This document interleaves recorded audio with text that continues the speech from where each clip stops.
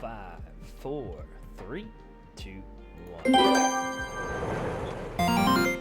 Hello and welcome to the Monch Hours podcast, where our mission is to appreciate all things anime and manga. I'm your host, Haunzzy, and I'm here with my great friend, great host as well, Jordan. How you doing?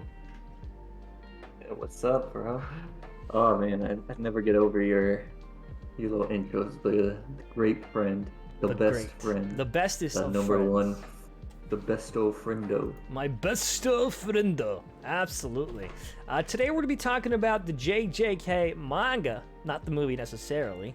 Don't want to spoil anybody who hasn't seen it yet. Also, we're going to kind of dive into Attack on Titan. Yeah, Jay. Nope, I didn't point the finger at Jay. He pointed it at himself. And also talk about other things such as, Ranking of Kings, which we talked about last time, and pretty much just kind of a catch-up. I know March is kind of crazy for everybody. We're all kind of recuperating from St. Patty's Day. Well, maybe the non-alcoholics are not recouping, but us, we are. Anyways, with that, we're going to crack a cold one, cue an intro, and see you on the other side.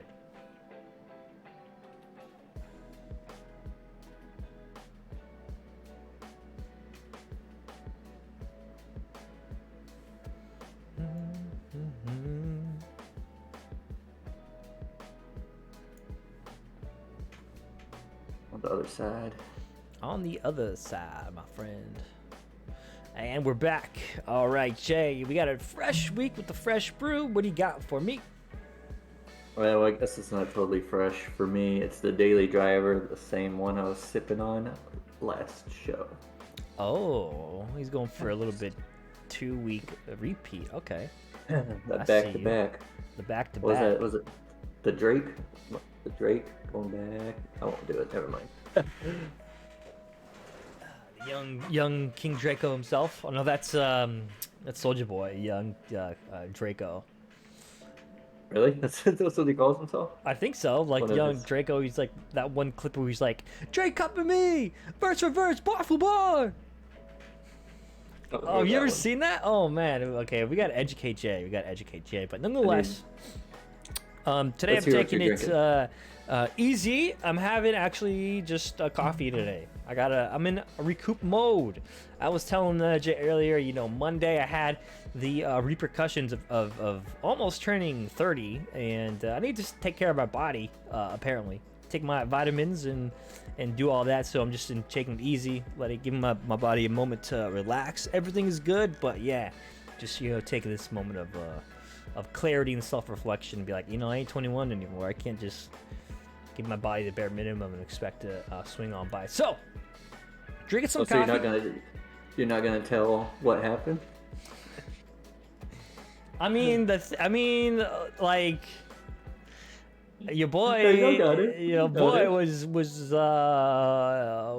like, what do you call that, dude? Like, bro, I was like black flashed. I got black flashed in my freaking belly, bro. I was constipated from head to toe, dude. There was no exit, dude. It was just like compaction, and I was just like, damn, bro. But we in it, baby. Should have watched Cells at Work, bro. We hear Cells at Work. Some pointers. Your cells weren't at work. They were. They were trying to figure out what the fuck was going on. But yeah, it was definitely a war of attrition with me in the toilet. So, but we're good. Like, I swear to God, like, that happened Monday, and I'm feeling just fine now. So, or I'm like on the turning point of like, okay, stuff feels normal, which is crazy. Because like I drink alcohol on the weekends, but like you take into consideration, like, there's people out there like eat nothing but fast food every day and like don't do anything, and they're like, they skate on by, or do they just feel like this and it's like normal to them? It's like, what the fuck? So probably that. It's probably the baseline is not healthy. So yeah, like, if that's how you're living, then that's what you think is normal, right? That's how you live, and I ain't trying to live like that. I'll tell you right now. But yeah, so I'm recuperating. I got coffee. Coffee makes everything fluid, everything like an oil change in the car. Oh, squeaky good for the intestines. So we're rocking. It's like, the bad thing is, like, you look up like shit, and you always get like the Google results that are like the worst possible scenario. You could have spleen damage, and you'll non-curable bowel syndrome. It's like, Jesus fucking Christ, no man, there's a little tender in some spots, baby. Oh yeah, no, you're definitely dying if you Google it. This is the last day I'll live, everybody. So it was nice knowing you, and we'll see you on the flip side. No, yeah, no. So, but anyways, to get back where we're going, this is a manga podcast and anime. So let's get back into it. Yeah, as you notice, we're not live on this episode. We're sticking with just recording, which is probably for the best. I am currently working on a lot of shit, and stuff isn't ready, and then it's gonna be like that for a bit because I'm actually out like almost all next week on a work trip, and then the weekend after it's Vegas for a bachelor party. So I'm your boy's busy. Speaking of which, I won't be here the Friday, so I don't know. Jay, you might have to do a little solo session. Next Friday or yeah, Friday after next. Solo. All right. What? You call upon me for the solo if you want, or we can do. I know. Well, I'm just thinking about it right now. Or we can do one next week, and then I just upload it the following week. I can't next Friday. What motherfucker? I got a wedding. Oh, see, I mean, that's just how it is, though. No, it's no shame. It's no shame. Like, hey, that's the cost. That's the tax of growing up. You got weddings. It's like, and it's wedding season, so. That it is. Yeah, so I'll come up with something. But. Yeah, manga. So manga and anime. So what we want to talk about here is we mentioned JUJUTSU Kaisen. So this is going to be kind of the spoiler alert here. I guess we're kind of just do things off the cuff. We'll talk about the manga. Why not? JUJUTSU Kaisen manga. So if you're not caught up, get caught up, and we'll see you when you are caught up. So 5. This is their warning. 5, 4, 3, 2, 1. All right, so JJK chapter 178 just released last week, and we probably will be getting, or was it the week prior? I'm not sure. I know Gege. I need to really. I feel like I need to look it up every. Akutami, let's call him. Let's say Akutami is going through some health issues himself, so he's taking a break from a couple chapters for JJK. So, but we were left with a pretty freaking fantastic one, and that was chapter 178. We kind of saw, I mean, Yuta already has been popping off, but he's like going like to the next level.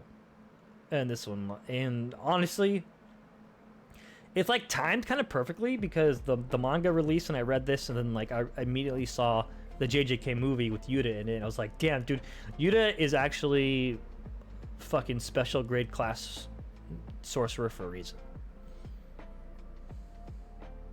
Yeah, this I don't know if I missed a bunch of backstory.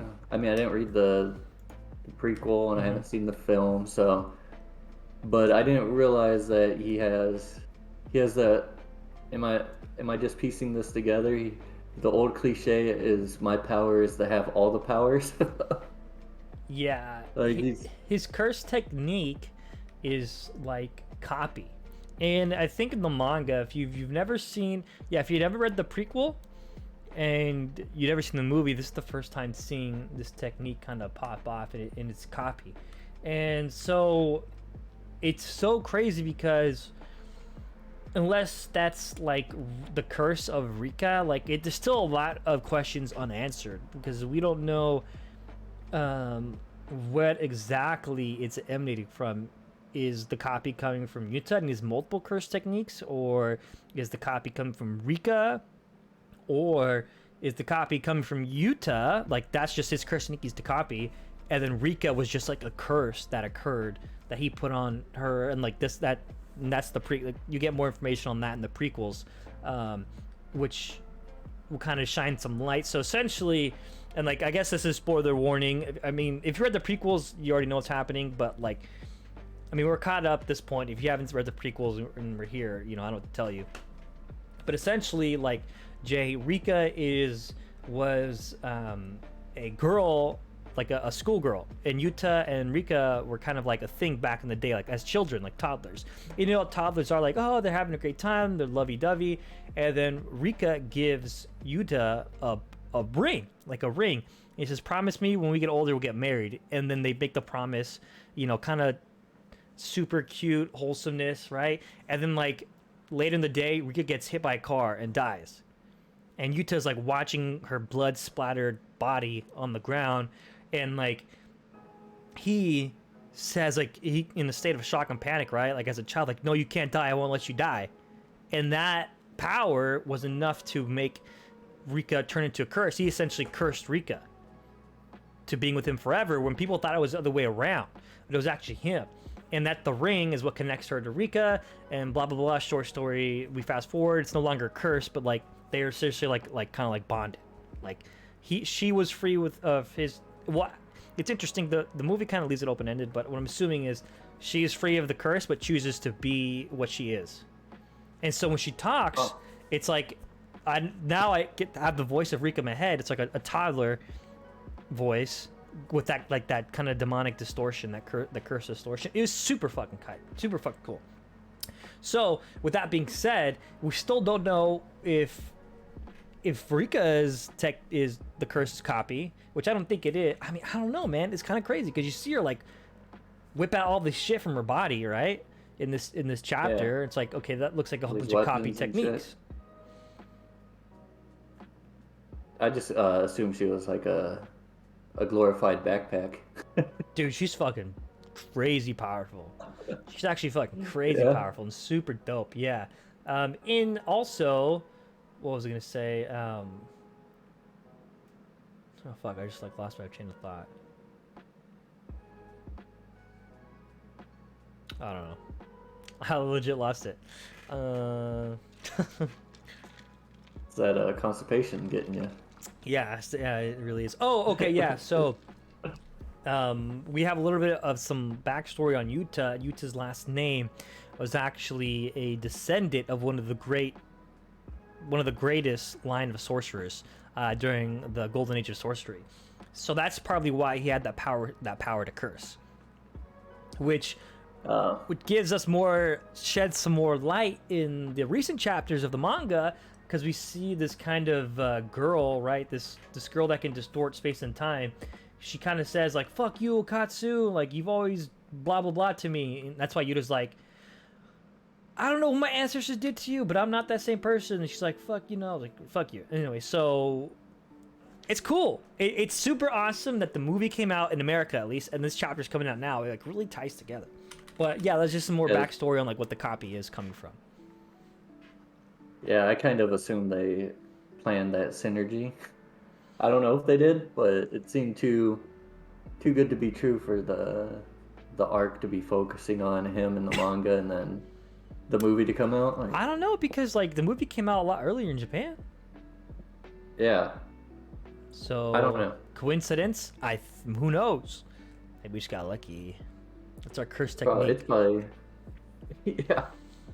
Your curse technique is not shitting. Damn, that's okay. Shouldn't have told me. Curse technique: compact and expel, bro. That's what it is. I compact my energy till its maximum critical mass, and expel it with explosive force, bro. Black Flash. I told you, dude. Oh man, domain expansion. Domain expansion. Oh, that was my fucking belly. I tell you right now.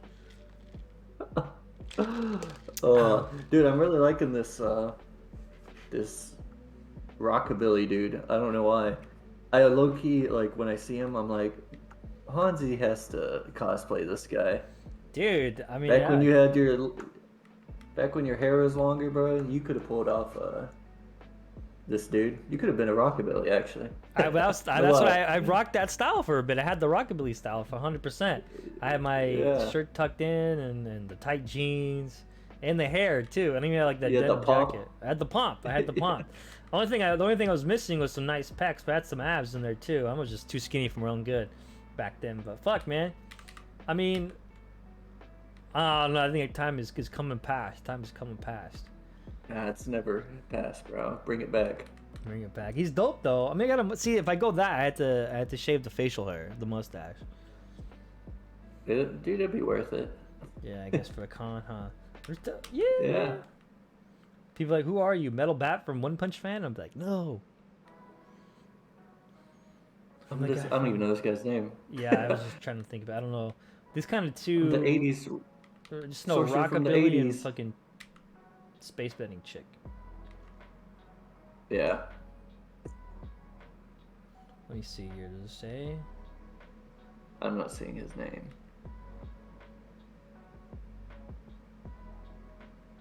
I don't know. It's just fucking the Fujiwara? same chapter.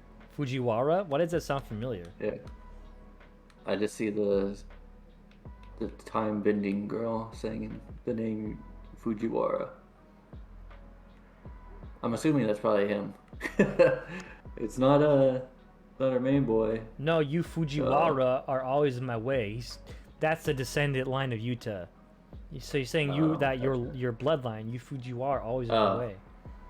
Oh, that's his last name. Gotcha. Which is crazy, man. Which is like, this is kind of what the Culling game insanity is bringing sorcerers from all sorts of space and time. And that is an interesting concept. Mm-hmm. Like, I didn't really put it together and think about it too deeply, but like, you're pulling, like, you could essentially be pulling ancestors of each other from. So you're getting, I mean, situations like this where like past rivals are fighting, like the new generation. Mm-hmm. But are we gonna get situations where you see like old family members uniting with? Right. I don't know. You know what I mean? Like, we could get cool situations. Wouldn't be the first. It wouldn't be the first. Yeah. Because we had Megami with his dad, and of course that was Geto's doing as well. Was it Geto's doing actually? No, because I feel like he fucked up Geto. Or some of Geto's. You're right, yeah. I have to refresh it. JJK is one of those mangas where it's like, it's very important to take your time. Like, you will get dense. Lost. Yeah. There's a lot of family lineage. There's a lot of history that goes back and forth. Name drops, places, particular times, periods in time that are super important. And it rewards you for knowing that, like, greatly, because you can tell how just fleshed out in depth, how much depth that JJK has. So, just like this battle, for example, like the whole lineage of this kind of rivalry, one having seething hatred for the other, while that one really does not give a fuck. It's kind of like, what is that? You took when Scarlet Witch goes up to Thanos and she goes, "You took everything from me," and Thanos is like, "I don't even know who you are." Like, it's similar to that. Like, to put it in perspective, like. Yeah, it's interesting. It's a series you can read in two ways. You can like blaze through it and just enjoy the action for the action and not really get invested in a lot of the backstory, and it doesn't force it down your throat or hold your hand and like walk you through it. You have to do your due diligence if you really want to get the full experience, but you can read it at surface value, but there is like 5 layers deep where you can get a lot more out of it, but you're not going to get it easy. You got to do the work to find the information, which is interesting, because, you know, your typical shonen, it's pretty straightforward for the most part. I feel like lately they've been getting denser, but, you know, Dragon Ball era, you know, the 90s and early 2000s, like, it was just jumping from, the plot was just leading you from one fight to another. Right. And I guess that's generally the same for, you know, Jujutsu Kaisen, but it's also the plot's leading you from one fight to another while feeding you just politics and just a lot of dense backstory, a lot of family dynamics. Right. Yeah, I agreed 100% with Jay said here. And funny enough, we're talking about how dense it is and how easy it is to miss stuff. Literally, like, a couple panels in, we find out that, yeah, Rika is, like, I'm looking at this panel right now. The following is possible. While connected to Rika through his ring, the following is possible: cursed technique use, Rika's complete manifestation, and cursed energy supply from Rika. So Rika is able to store cursed energy. So I'm assuming maybe she has to be affected by it or witnesses it, and then they can copy it. But it looks like it's all like Rika is his cursed technique, and that cursed technique has a form of It's so freaking weird, actually. Thank you. Fine. It's actually, so it's Rika who's doing it. At least we know. Supplying that. Yeah. She basically has a backpack. She can store energy and weapons for him. She's OP. It's special grade class for a reason. Like, I was kind of geeking out during the movie because you see Yuta and they kind of before you see Yuta and Geto square off. I think someone is mentioning about how there are currently only 4 special grade sorcerers alive at this time that they know of. One being Gojo, one being Yuta, which is Maki's kind of freaking out. And then when Geto shows up and squares off, he says there's only 4, same thing. There's only 4 special grade sorcerers, and I'm one of them. So we saw, I don't know who the 4th one was. That wasn't revealed, which would be cool to know who it is. But like, they're special grade for a reason. They're clearly curse techniques that are vastly superior to anything else that we've seen. And Rika is truly that embodiment of it. And she's fucking badass, man. Like the whole partnership, kind of almost like JoJo Stan-like symbiosis is freaking awesome. Hey, question. So in their backstory, did they like play volleyball or anything? No, they had threw water balloons at each other. Oh, well, I'm just looking at a panel and you'd be able to find it, but it looks like you got Yuta on her arms. It looks like she's like bumping a volleyball. High Q freaking stance, yeah. Yeah. Yeah, I'm like, is there some volleyball in her? Maybe backstory? Rika did. Apparently not. Rika looks slightly older than Yuta at that age, like a year or two older. Gotcha. But I mean, we go through this, the squaring off, like the fact is Yuta held his own against these two without Rika for like as long as he did, and then once he really manifests Rika, it's like, holy shit, what a stark contrast. Like they are just laying down the fucking hurt. Yeah. Like this fucking combo they did a fucking Pompadour guy, like boom, boom, boom, dude, is freaking sick. And they split off. And then he's fighting, you know, the Space and Time girl who says like she's in the group of assassins directly affiliated with the Toe. Blah blah blah, and then they kind of throw on some stuff. Check his copy. Yeah, it's so crazy. Is there rules to this? Can he only use one? I'm not sure if I missed it, but can he only use one of these copied curse techniques at a time, or can he jump between them? I feel like. But I mean, I feel like he somehow, like. Because he has, what's this like armored arm he has? What's right. this Full Metal Alchemist? I think that's a cursed weapon. Arm. I think that's a cursed weapon. Cursed, okay. Like just how like Maki has the kind of spears. I forget the name of it. Toonami with his kind of machete cleaver, etc. Then like playful cloud nunchuck thing, kind of like that. Gotcha. So I'm assuming she can. I mean, it makes sense. She can store cursed energy because technically they're imbued with cursed energy.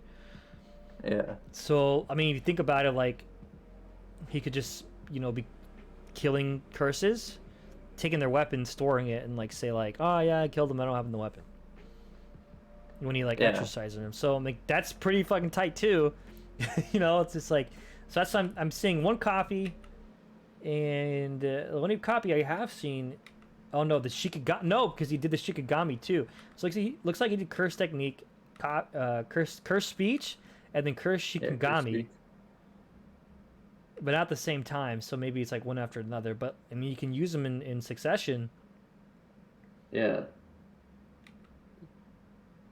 That's OP. That's not even fair. Yeah, well, it's not even fair. Well, fucking his manifestation, Rika's also backing him up. And then here's the crazy part. We get to the end of this chapter, and it's one of the sickest fucking panels. Or full spread. I don't know what you call this, but triple domain expansion is gonna be in fucking insanity. These and the way Akatami drew these, I lost my shit, man. I fucking lost my shit. 1, pure hatred, rage. 2, calm, collected murder. And 3, psychopathic, in for the fucking brawl, hunger. Yeah, having fun. Yeah, exactly. Fucking phenomenal art. Holy shit. That is a beautiful panel. I like how you don't have Rika in the panel, but the center of the whole page is the ring. And like it kind of draws your eye to that middle point in the whole panel. Right in the center. At least for me it did. Yeah. Yeah. I'm just getting lost in it, man. I just get lost in it. Like, it's always like, I'm happy he's resting. Like, the last thing I do is like want Akutami to get injured or anything like that, because if he does, we won't get, you know, to see the end of JJK. So take your time, man, because this shit is fucking nutty. And it feels like we've gone beyond, like JJK's gone beyond like typical shonen, right? It's almost like it's not, yeah, it doesn't feel like shonen right now. Maybe it does, I don't know, maybe I'm just saying shit, but I'm like super praising it essentially. Well, it blends a lot of genres. You have your like supernatural, you have your shonen tropes, you have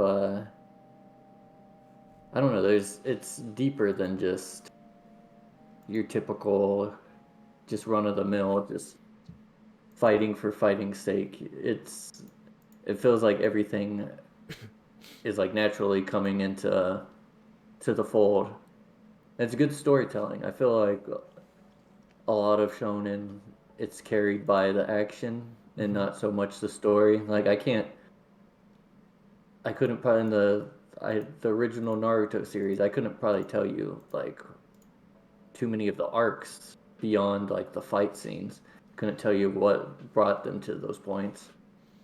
But something like JUJUTSU Kaisen, it just has a good, I guess, pace. There's a good flow to it. So it's the fighting complements the story, and the story complements the action. Yeah, it's just crazy, like, to anticipate some of the stuff we've seen, like, especially in the upcoming Shibuya arc, like, once it does get animated, is going to be insane. Like, I'm looking at, like, I can't forget, like, the fucking, oh, man, dude, like, I think what I'm looking forward to the most is the bathroom scene with Yuji and Choso. Like, it just feels like it's going to be some grimy, gritty, like almost Quentin Tarantino brawl in a fucking stall. I'm looking forward to that arc, but there's also going to be pain that comes with it. There's going to be a lot of pain. There's going to be a lot of pain, yeah. There's a lot of fucking pain. We're going to have to relive the pain again. Oh, yeah. Think about how fucking far that arc is, dude. Like, and we don't have a hard confirm. And the spoiler warning. Like, seriously, like, spoiler warning. We don't have a hard confirm, like, if Nobara is, like, alive or not. It was, I don't remember, but they didn't show, like, a body or anything. Kind of left it open, right? Yeah. Like, her face was scarred, but, like, yeah, we don't know, man. There wasn't a funeral. There wasn't a closure in that aspect. If there was a time, if I remember correctly, if there was it's been a while, so yeah, it's fucking nutty, dude. Like, and it's been this long. Like, there's a lot fucking has happened since then. Like, or what if this is all speculation? I'm just thinking this right now. What if she got called in during the culling game from a time when she was alive? So she's back in that aspect. Not she did die, but the game rules somehow brought her back. I don't know. Man, it's fucking pain. I don't even know how some of these people got brought back. So I don't know what the you know what I mean? Right, yeah. Yeah. fuck, man. Yeah, it's rough. I don't know. Um, like it's just that position. Like it. At least like tell me yes or no, right? At this point, but yeah, it's fucking hard. I mean, I'm pretty sure Nanami is fucking done. Like he's done. Like that's hard kill, which Yeah, sucks nonetheless. But that was my boy too. yeah, Dude, salary he should man. have stayed a salary man. Yeah, dude. Yeah, a little. He had some It's time in the organic. movie. He had some time in the movie. It was cool to see. Dude, oh, good for him. Yeah, it was cool to see. We had some really cool callbacks to the movie actually. There's a scene in the movie where I won't spoil it for you. You'll get there when you see it, and then I'll talk to you about it in the manga because it's funny. But yeah, fantastic movie. I'll see it eventually. Highly recommend it. I'm gonna put you on blast because I didn't even recognize that it was out yet, and that's on me. But you hit me up. You're like, "Did you see it?" I was like, "Oh, I didn't even know it was out." And then you just hit me. It was like, "Oh, I think today's the last day." Oh, thanks, dude. No, fuck you, dude. That was Sunday. I found out it was Sunday. Went to go watch it that day, and then I said, "I think today's the last day." Like I don't know, and you said, "No, it's not." And I looked it up for you too. We talked about it, and you said it was playing all fucking week. Here we are. Here we are, 5 days later. Motherfucker hasn't seen it. You just So when I hit put me on like, blast, you get put on blast too. Double tap. Today's the last day. Hey, get out of here. Dude, I would want to know that. Like, oh shit, okay, I can't put it off then. Oh man. Well, is there anything else you want to throw in for this mid manga, as the kids say? Oh god, fucking tilt me more, dude. No, dude, I don't. I don't. Word. We'll close the Have you chat been with watching comments. anything in your sick state, your bed rest state? I haven't had not really because I've been working on stuff for the stream relaunch. And I feel like I've been kind of reading a lot, so I'm like rereading things, and which has been nice. But I mean, we talked about Ranking of Kings. I think I'm gonna fucking binge that this weekend, like you said you'd like to. I think I may do that. Yeah.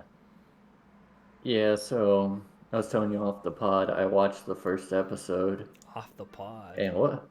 Off the pod, that's that Patreon shit.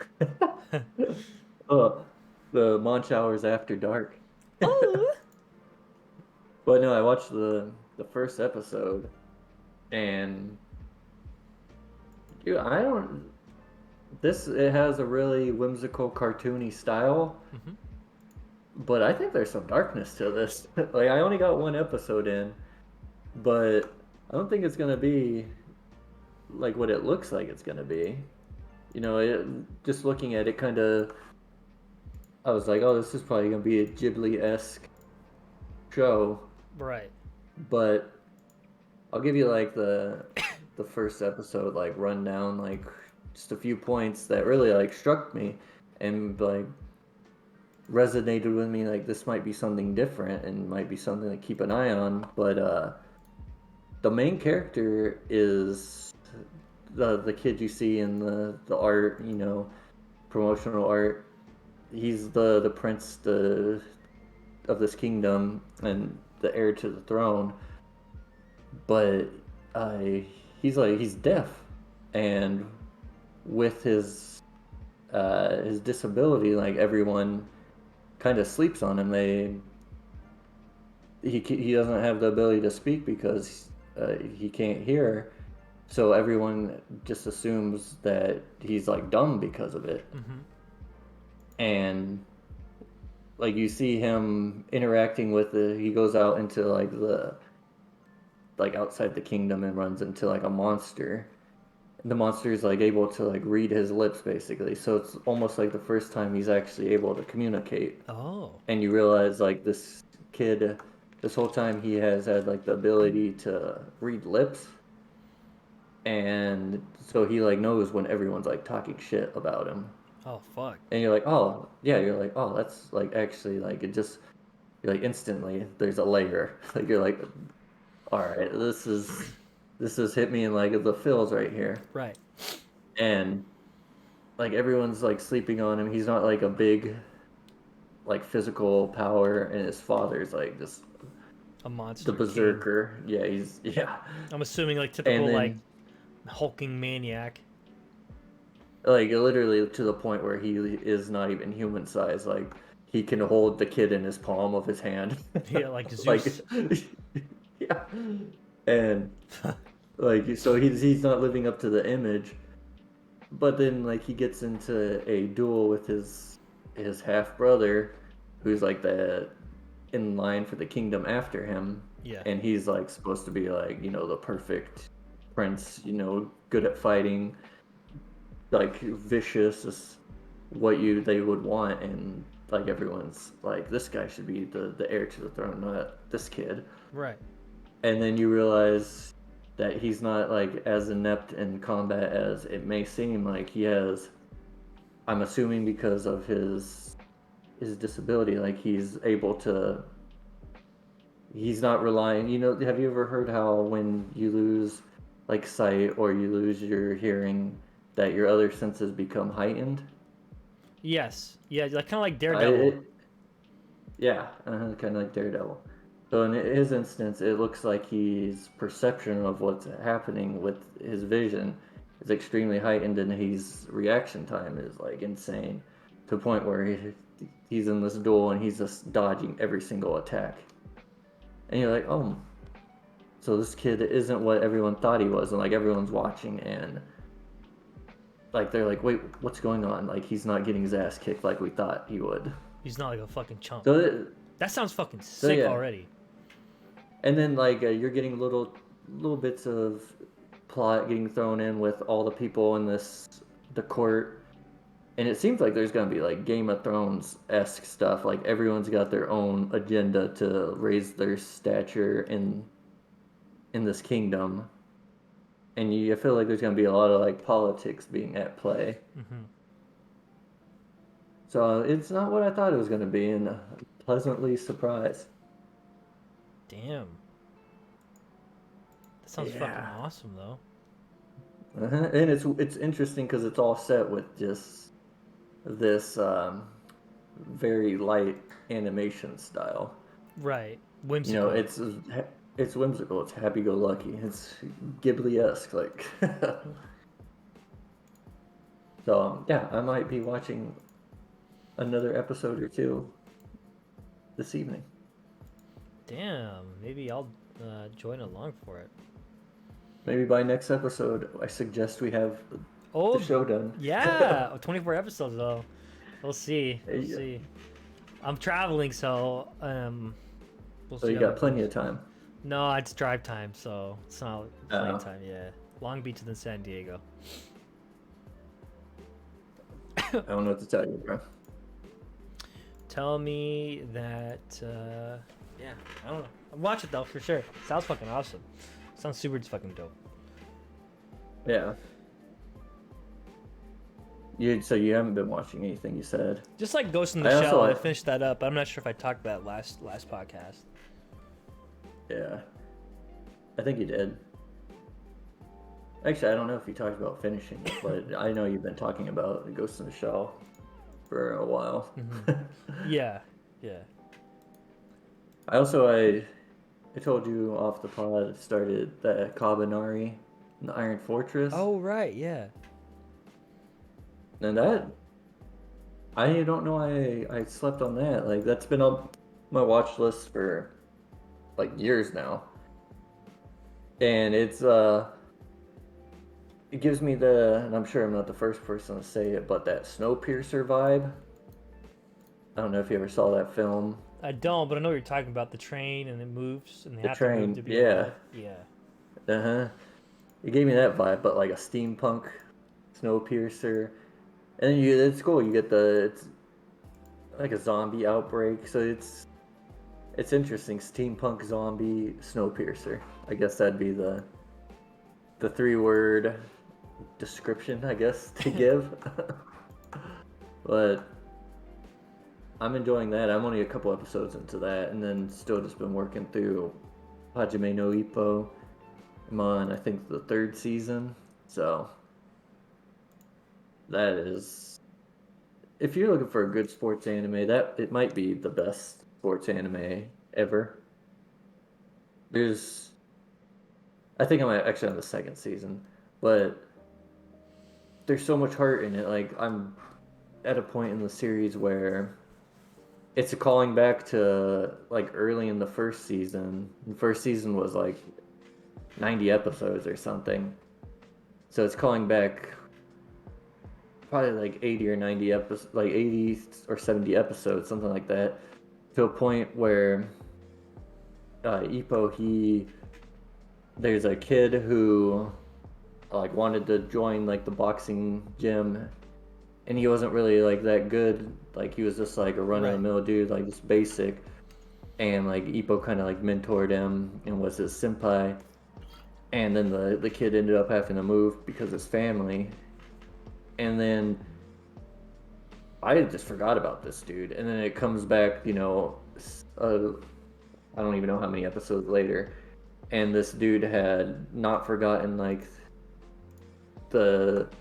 what Ippo had done for him, and that made him want to be like, that made him his idol, and him wanting to show him in the ring what he is able to do now because of what Ippo did. So now they're ending up fighting. Like, it's insane. And then you're like seeing his backstory, and the cool thing about this series is like they really focus on like the personalities of these fighters. You're not just getting just the big bad, like, I'm not scared of anything. Like the fighters are like, their inner dialogue or like, I'm afraid to be punched by this person because I know what they can do. Like, no one really is invincible. No one's invincible, and no one is like verbose and grandstanding. Like, what they're doing isn't scary or hard, except for Takamura, who is like the top, like he's on like the world fighting scale. Everyone else is just fighting in Japan, and he's fighting for the world title where I'm at. Oh jeez, what the fuck? But he's like your verbose, like loud, like unstoppable beast. But everyone else is like, they're like real people. Mm-hmm.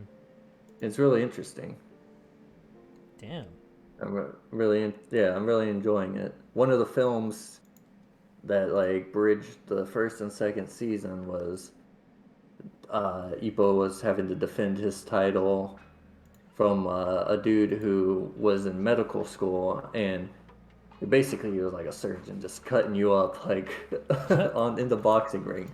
It's really interesting. Everyone's like, all the challengers are really like fleshed out, and that's what makes it fun. Like, just being taken, because it's one of those shows where really you're just getting taken from one fight to the next, but they really build up like the anticipation by getting to know like who these challengers are. It's not just focusing on your main character. It's giving you just good plot development through all these other characters. Right. So, that's freaking awesome. So yeah, if you're looking for sports, that'd be my main suggestion right now. I kind of have this like inkling to watch Baki, because I've never seen it. Yeah, I've never seen it. I've always known of it, and the jokes that go alongside it. But like, I don't know. I think a sports anime is definitely in my kind of like radar or in my vision. Cause last one I watched was Megalobox, so watching Hajime no Ippo kind of fits right in line with that. And with Megalobox, go ahead. No, you go ahead, bro. And with Megalobox, I was kind of like, it was cool, but I'm like, man, why the advertisement always show Joe with like gear, like, but he's gearless Joe? I was looking for some like fucking mechy type shit, but nonetheless, still very much enjoyed it. Are you watching? I think the 1st season wasn't I only watched. I don't think I ever finished it, but I think the first season. Ah man, isn't the second season actually a different person? I can't remember. I don't know. I didn't. I've only seen the first season. I've only seen the first one. Oh, okay. Yeah, I don't know. I won't even talk about Mega Box because I didn't finish it. But I like with sports anime. I feel like I've noticed there's like two styles. There's like the realistic where it's going for this the realism of the sport, and then you get like ones where it's just really fantasy, like Kuroku no Basketball. Like that is just Baki. Baki is a lot of absurd shit. It's the first. I think that Baki ebbs and flows from what I understand. I really liked the first is Baki the Grappler, and that's the only one I watched. But I've heard like the Netflix ones. There's some good, and then some of maybe the worst anime ever. So yeah, which is it's not a good. I'd rather it just be stay at like a mid level than jumping from good to complete ass. You know, complete ass, right?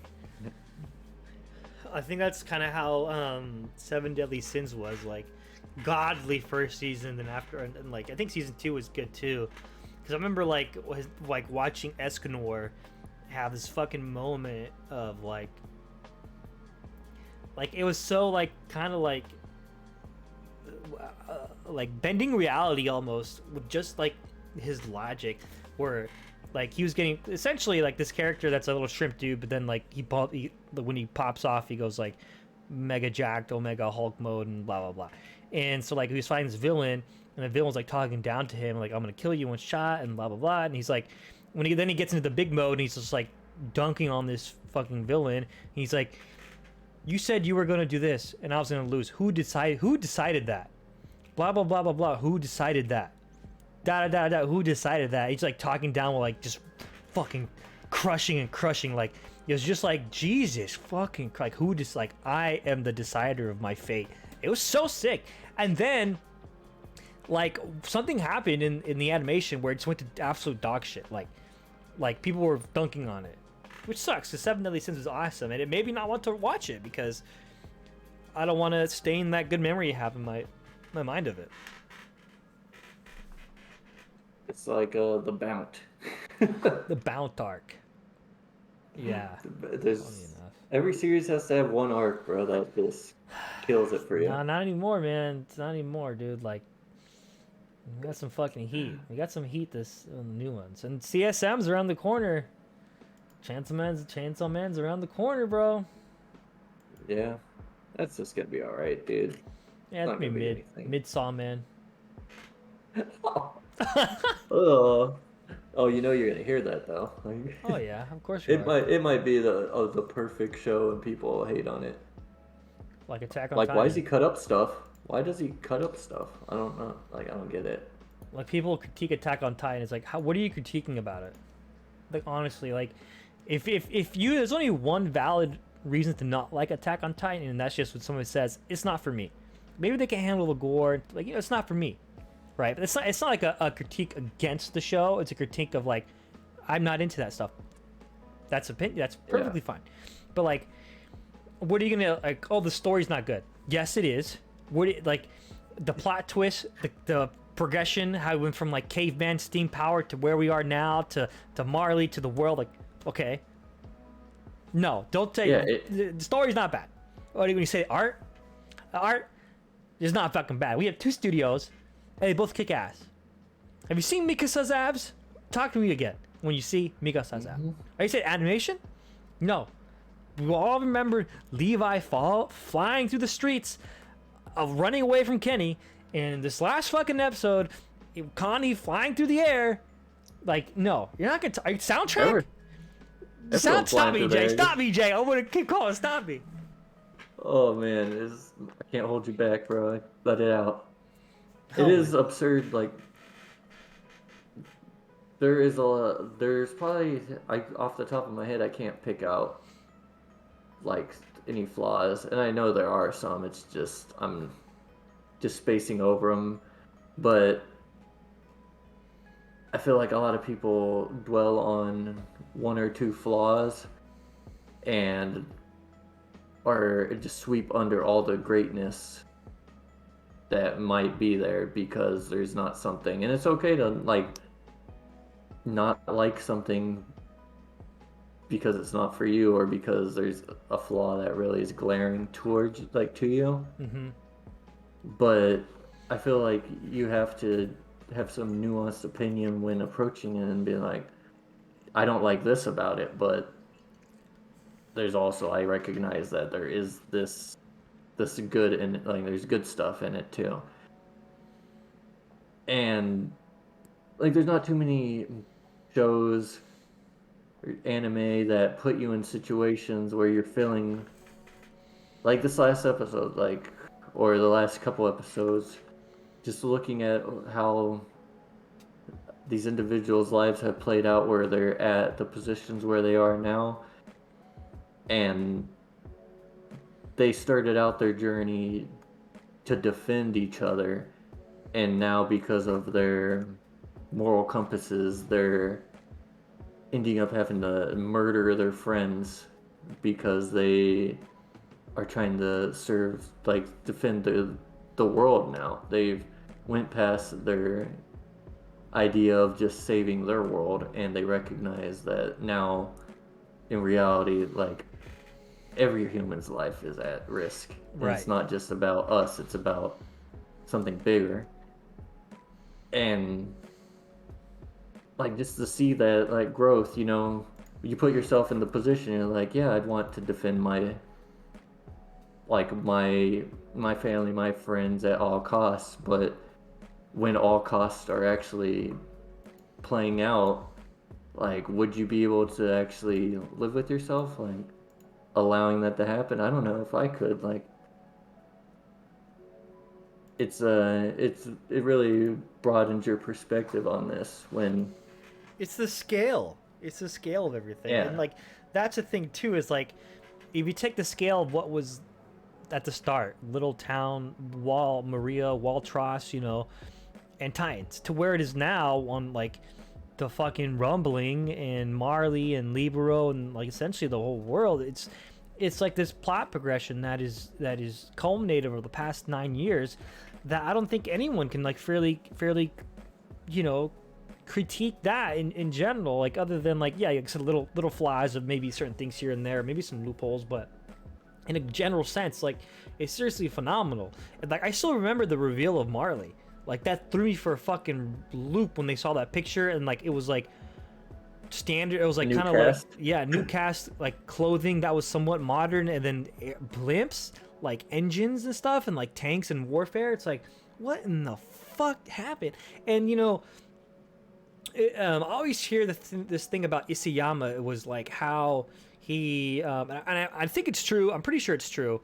But he storyboarded Attack on Titan in its entirety before like releasing or starting the manga, and I believe that 100%. Like, also, it's proven when you look at like the credits, and I always geek over this. Like, if you look at season 2's end credits, it shows the fucking prince, the king of Marley back in the day, feeding Ymir to the 3 daughters in the credits. And I've always wondered, like, what is that? How is that coming into play? Like, it's all foreshadowing. It took like 7 years later to have it transplay here at the final season. It's all been thought of. There was like one critique where it's like, oh, Isayama's just pulling shit out of his ass and is doing whatever. No, he's not. Like, this is designed. It is created with the purpose. There is a flow to this. And if you don't like Eren because he's a piece of shit now, congratulations. You just proven the point of character progression. By design. Yes. He was little bitch boy, then became admirable, then became so further on beyond the spectrum where he's taking shit. Not only is he taking stuff to his own hands, he's deciding the fate of the world, the fate of his people in his own hands. Like, that is progression. That is development. Because it's not progression that you like to see. Right.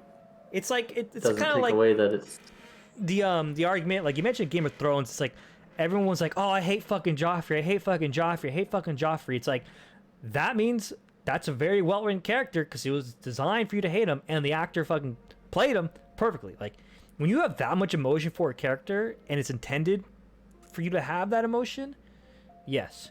And like the emotion I have with Eren is conflicted.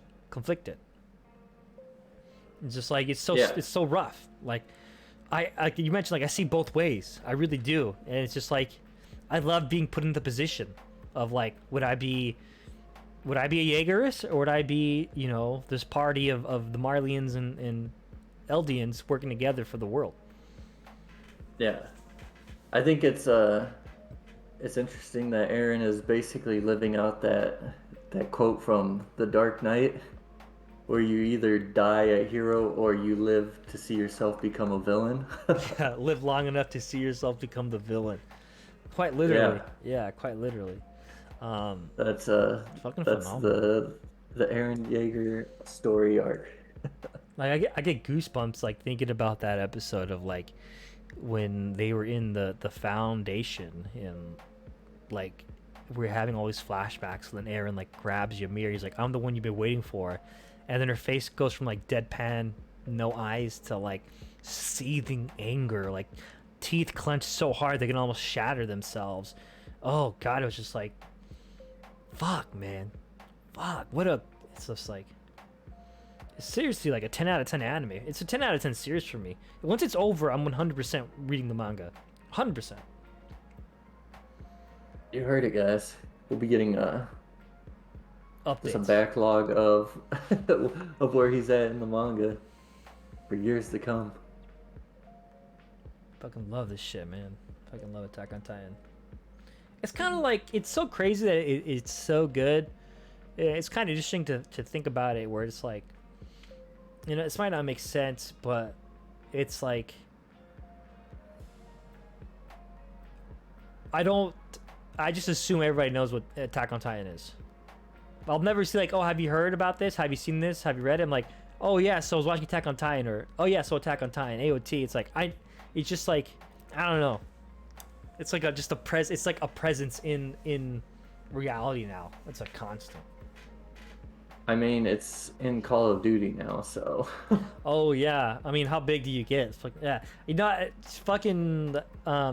Speaking of that, I remember like my cousins were all in the Warzone, and I was trying to get them to play Apex, and like, no, we're not into that cartoon shit. I'm like, bro, fast fucking forward. Y'all got fucking anime in your fucking game, losers.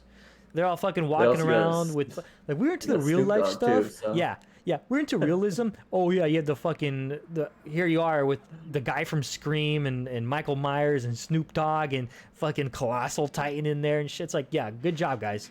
Really cool. Oh, you got John, what's his name? John McClane from Die Hard. Goddamn Bruce Willis. Oh, you got fucking Rambo in there too. Like, dude, like, okay, good job, guys. Yeah, that was really, yeah. What about now? Oh. Now they're all playing Fortnite. Fucking funny how that goes. Funny how that goes. Damn, now you're throwing shade at people who aren't even here. Well, fuck it. The shade is what is deserved. The shade. Pull down the blinds. They are open. The window's open too, so if they hear me, they can see it. But yeah. Well, you know, Jay, we're just coming up on just past the hour. Is there anything else you'd like to add? No, I think I touched on everything I wanted to say. Watch first episode of Ranking of Kings. Yeah, Ranking of Kings, 100%. Stop hating on Attack on Titan. No, really watch Hajime no Ippo. That's all you guys' homework. That's your homework. That's the homework. Hajime no Ippo. Maybe Baki. I don't know. Just kidding. But yeah, everybody, thank you so much for tuning in for another episode of the Monch Hours podcast. Stay tuned. Make sure you subscribe to us on Twitch and YouTube. You can search that by just my username, HAUNZZY. But I'm pretty sure, actually, I am 100% sure if you type Monch Hours, we're probably the first thing that comes up. And then you can find us on Spotify at Monch Hours Podcast, and also on Twitter and Instagram at Monch Hours Podcast. Love to interact with you there, and more to come. We'll be here 2 weeks from now, one way or another. But yeah, thank you guys so much. See you next time on I was waiting. I was to let Jay take it away. That's. Oh, that was on me? Bro, I thought you were giving a long dramatic pause. On the Monch podcast. Let's go. All right, guys. That was the first, dude. We out. That was the first.